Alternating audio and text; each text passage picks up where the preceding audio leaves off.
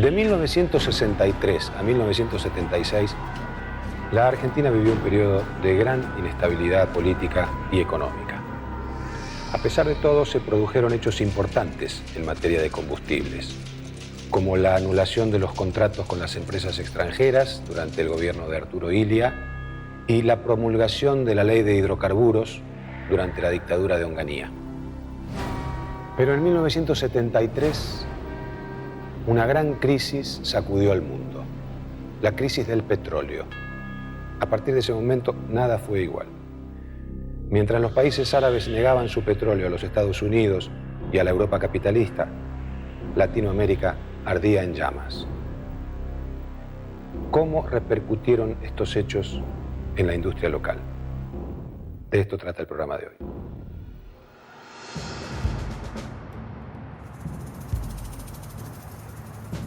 El 18 de marzo de 1962 se celebraron las elecciones para gobernadores en todo el país. Luego de 7 años de proscripción del partido peronista, el presidente Frondizi lo autorizó a participar. Sus candidatos arrasaron en las urnas. 12 días después, el gobierno desarrollista fue derrocado por un golpe militar. Asumió en el mando el presidente del Senado, José María Guido. Sujeto a permanentes presiones militares, volvió a proscribir el peronismo y disolvió el Congreso. La política petrolera de Frondizi quedó en el centro de la escena. Durante su gobierno había firmado contratos con empresas extranjeras a las cuales autorizaba a introducir todo el material necesario para la explotación petrolera sin pagar impuestos.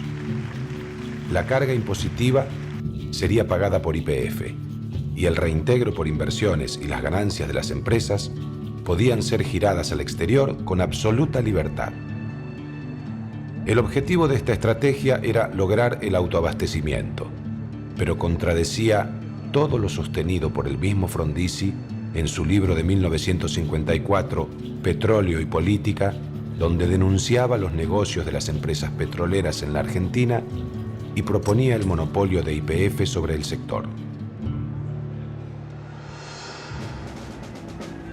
Tras la caída de Frondizi estaban quienes pretendían continuar con su línea y generar nuevos acuerdos, y quienes querían devolver el control total de la producción y la comercialización a la petrolera estatal. El directorio de YPF sometió a votación la nulidad de los contratos de Frondizi. La propuesta fue rechazada por un margen estrecho. En este contexto, el 7 de julio de 1963, se celebraron elecciones presidenciales. Con el peronismo nuevamente proscrito, resultó electo el radical Arturo Humberto Illia. Al frente de YPF fue nombrado Facundo Suárez. Illia había prometido electoralmente, a pesar de los pocos votos que sacó, tiene una actitud moral fundamental porque cumple con lo que había dicho, derogar los decretos del periodo de Frondizi, y es una actitud moral porque elige la autonomía frente al autoabastecimiento. Esta es la opción que teníamos. A poco de asumir, Illia declaró los contratos nulos de nulidad absoluta por decreto. Todas las actividades de las empresas privadas quedaron en manos de YPF. Y al frente de este proceso está Suárez, Facundo Suárez. YPF retoma gran parte de esas áreas con todas las inversiones y el desarrollo adicional que habían hecho las empresas contratistas. La anulación de los contratos provocó la indignación de los privados. El gobierno decidió negociar acuerdos extrajudiciales con las distintas compañías, reconociendo las inversiones realizadas por estas en el país. Estados Unidos comenzó a presionar para que se llegase a una rápida solución. Entonces, de alguna manera, YPF vuelve a tener un poco más de peso. No todos los contratos se anulan porque, más allá de que había objeciones fuertísimas sobre los contratos, las empresas dicen, bueno, estos contratos los firmó el presidente, los ratificó el presidente de la Nación, los firmó el presidente del YPF, los hicimos durante 4 años, pusimos plata. Entonces, evidentemente hay que reconocerles, entra en un proceso de negociación extrajudicial que pilotea YPF y no todos los contratos terminan anulados. El objetivo de YPF era mantener los niveles de producción, pero sufría problemas de organización y de falta de presupuesto.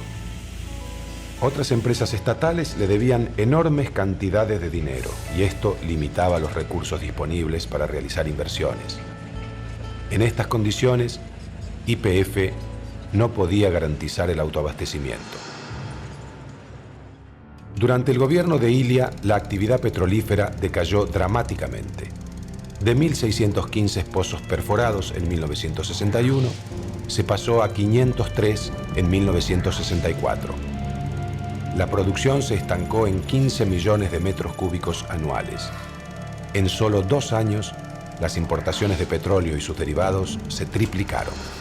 Y al mismo tiempo no se dotó a YPF de la maquinaria que era imprescindible. Y la que estaba funcionando no podía estar en el país y se fueron, muchos se fueron. Cuando esa maquinaria, según los contratos, iba a quedar en el país. Pero iba a quedar en el país después que terminaran de trabajar las empresas. El gobierno de Ilia planeaba nacionalizar también la refinación y comercialización de petróleo. YPF elaboró un ambicioso plan de expansión de la capacidad de refinamiento con obras en las plantas de La Plata, Luján de Cuyo y San Lorenzo. Pero este proyecto nunca llegó a concretarse. El 28 de junio de 1966, Ilia fue derrocado por un nuevo golpe de Estado. La llamada Revolución Argentina, liderada por Juan Carlos Onganía, irrumpía en la escena nacional.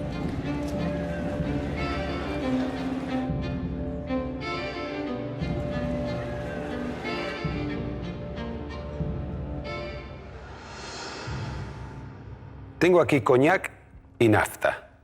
2 compuestos totalmente diferentes, pero que sin embargo comparten alguna característica. Los 2 fueron producidos mediante la técnica de la destilación. Es una técnica introducida en Europa durante la Edad Media por los árabes y fue utilizada en muchos campos. El procedimiento es sencillo. En el caso del coñac, esto es un destilador, ponemos aquí vino. Lo calentamos y las sustancias más volátiles, en este caso el alcohol, comienzan a subir por este tubo que se mantiene enfriado. Se condensan y bajan con mayor concentración de alcohol. O sea, coñac. Salud.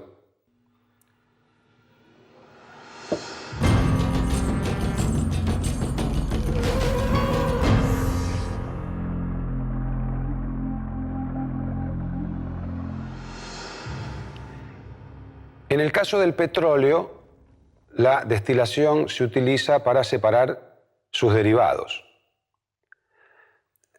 A medida que empieza a subir la temperatura, comienzan a separarse primero los gases, luego las naftas, luego el querosén, el gasoil y por último el alquitrán, que está compuesto por los residuos más sólidos que quedaron aquí debajo una vez que los líquidos se han evaporado. Volviendo a los árabes, ellos utilizaban un aparato que se llamaba alquitara, del cual probablemente devenga el término alquitrán.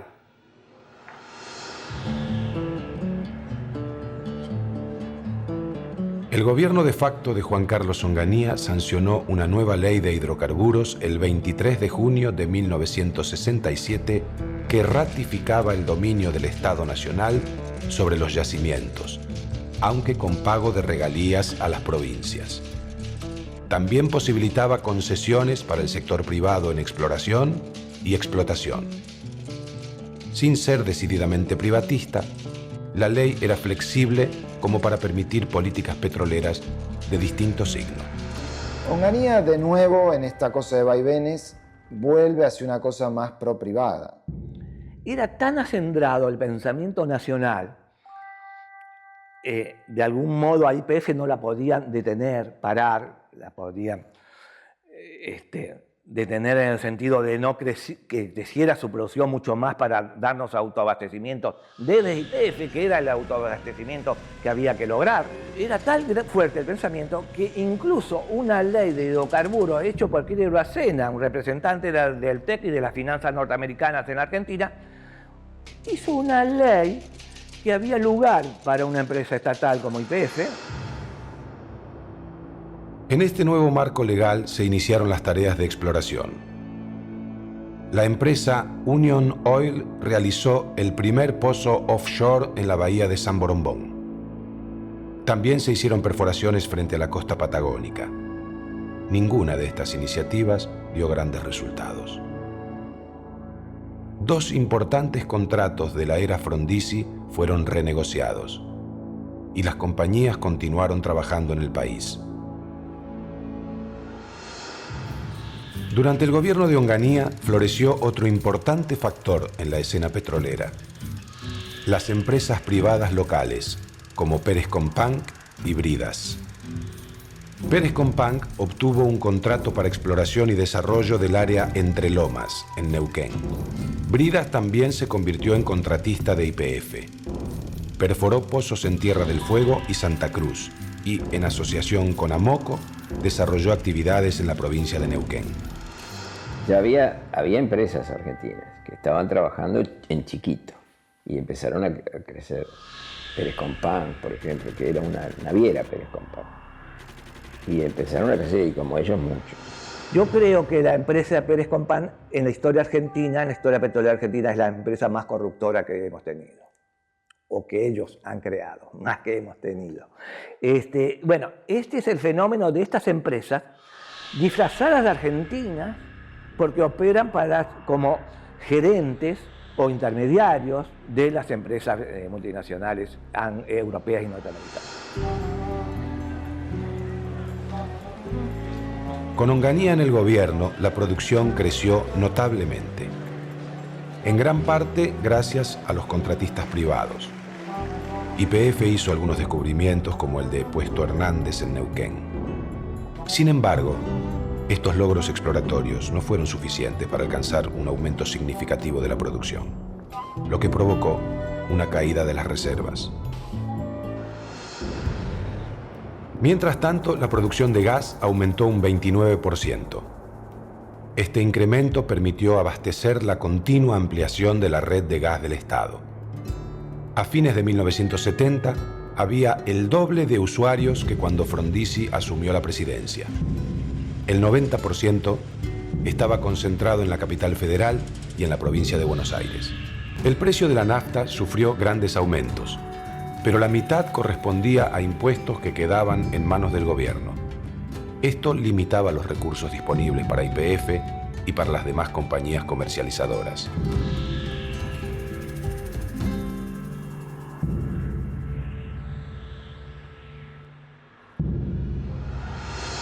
Como director de YPF se nombró a Daniel Brunella, un ingeniero proveniente de la industria aceitera privada. Al asumir, se encontró con las mismas dificultades con las que se habían encontrado sus antecesores. Una empresa sobredimensionada, ineficiente y con problemas de financiamiento. Brunella redujo la cantidad de empleados e intentó poner en orden las cuentas de la compañía, pero su gestión se vio muy limitada por los términos de los contratos que había firmado la empresa estatal. YPF era un gigante en crisis.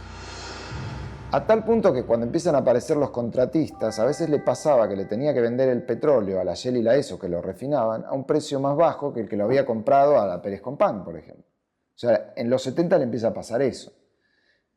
¿Por qué? Y porque había firmado contratos de explotación en donde los privados habían dicho, no, a mí me tiene que pagar esto. Y después el gobierno no la dejaba. Y en esto son todos los gobiernos, porque es Onganía, Levingston, después Cámpora, después la dictadura. A mediados de 1970, como consecuencia de una gran crisis social y política, Onganía fue reemplazado por otro militar, el general Roberto Levingston. Al frente del Ministerio de Economía fue nombrado Aldo Ferrer, un economista de orientación desarrollista. La política petrolera tomó un sesgo más nacionalista y dejaron de firmarse nuevos contratos con empresas privadas. Se le dio a YPF el monopolio de la importación de crudo, una medida que había resultado eficiente para controlar el mercado en los años 30. En marzo de 1973, el sucesor de Livingston, el general Alejandro Agustín Lanusse, llamó a elecciones.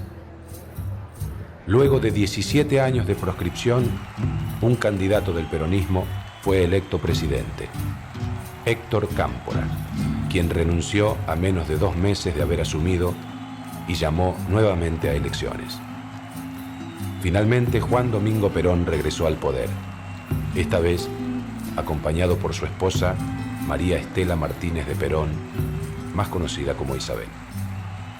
La situación económica del país era crítica. La inflación superaba el 60%. El nuevo gobierno puso en marcha un programa económico de estabilización que incluyó el congelamiento de precios y salarios. Paralelamente, los precios de las exportaciones argentinas subieron. El gobierno peronista debió lidiar con un nuevo escenario internacional, la crisis del petróleo. El 17 de octubre de 1973, la Organización de los Países Exportadores de Petróleo Árabes anunció que no exportaría más petróleo a las naciones que habían apoyado a Israel durante la guerra del Yom Kippur. Esta medida incluía a Estados Unidos y a sus aliados de Europa Occidental. El embargo árabe llevó los precios del petróleo a las nubes e inmediatamente se produjo una recesión global.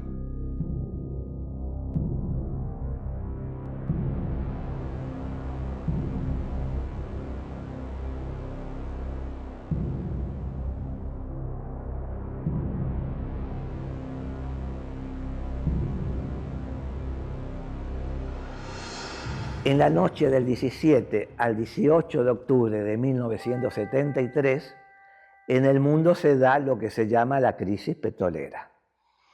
Los países árabes dejan de exportar, el embargo petrolero, multiplican por 4 el precio del petróleo, de $1.25 pasa a $4, etcétera, etcétera. Y es una revolución petrolera fundamental. El embargo de 1973 provocó una crisis energética mundial que afectó especialmente a los países como la Argentina, que no lograban autoabastecerse. La falta de crudo local provocó un aumento de las importaciones que superaron los 3 millones de metros cúbicos. El precio de importación aumentó de $2,95 por barril en 1970 a $16 en 1974. El total pagado por importaciones de petróleo y sus derivados subió de 74 a 443 millones de dólares durante esos años. Perón vino muy grande y muy enfermo. Y no le alcanzó el tiempo para llevar a cabo una política energética. Y además pensemos que en el año 73 se produce la primera gran crisis energética del siglo. Yo recuerdo que las luces, había que ahorrar luz, no teníamos vidrieras con luz. Entonces eso trae una política necesaria de ahorro petrolero, de ahorro energético. Bueno, esas son las campañas que desde la Secretaría de Energía y el Ministerio de la Producción hubo un ahorro forzoso de energía porque no habíamos logrado el autoabastecimiento.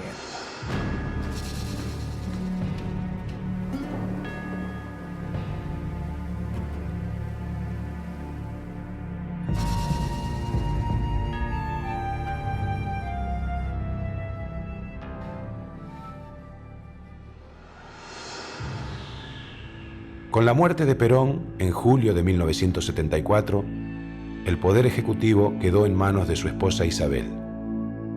Las tensiones internas dentro del peronismo se agravaron y se desató una espiral de violencia que sumergió al país en un oscuro periodo de inestabilidad política. Paralelamente, el programa económico del gobierno peronista empezó a mostrar serias fallas. En agosto de 1974, la presidenta decretó la nacionalización de las bocas de expendio de combustibles. Esta medida asignó la totalidad del mercado a YPF y desplazó a ESSO y a Shell sin ofrecerles indemnización alguna. Las destilerías privadas también pasaron a ser controladas por la petrolera estatal. El proyecto del gobierno de Ilia se hacía realidad. Sin embargo, una década más tarde, las condiciones ya no eran las mismas y la medida no tuvo impacto significativo. No cambió demasiado el panorama, porque de todas maneras se nacionalizaron las bocas de expendio, pero Shell y eso le vendían a esas cartelitos de YPF, le vendían ellos el petróleo, así que